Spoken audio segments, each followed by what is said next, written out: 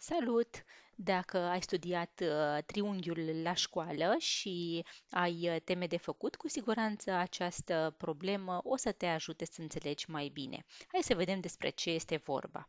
Măsura unui unghi al unui triunghi este cu 25 de grade mai mare decât măsura unui al doilea unghi, iar măsura celui de-al treilea cu 9 grade mai mică decât de 2 ori măsura unghiului al doilea. Aflați măsurile unghiurilor triunghiului. Am notat unghiurile cu A, B și C.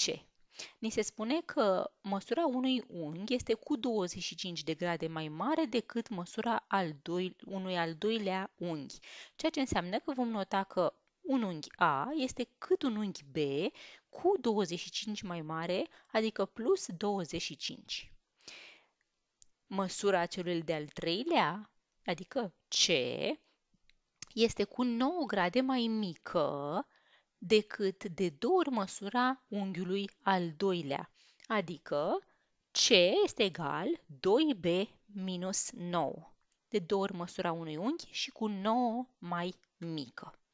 Le-am exprimat pe toate în funcție A și C în funcție de B și știm că suma măsurilor tuturor unghiurilor unui triunghi este de 180 de grade. Deci vom scrie că A plus B plus C este 180 de grade și vom înlocui măsurile pe care le-am exprimat în funcție de B.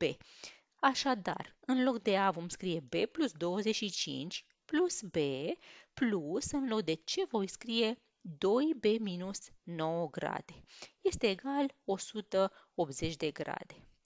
Calculăm necunoscutele, avem B plus B plus 2B, adică 4B, este egal cu 180 de grade minus 25 plus 9 grade, adică am mutat numerele care nu conține cunoscuta de partea cealaltă a semnului egal cu semn schimbat.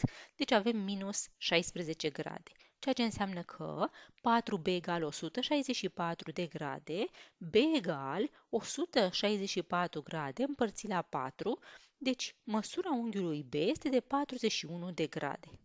Acum că l-am aflat pe B, vom putea înlocui și aflăm și celelalte două unghiuri.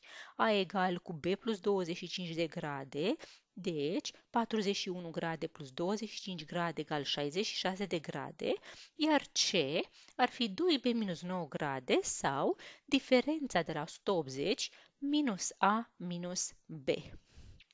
Cum alegeți, iar la final C va trebui să dea 73 de grade.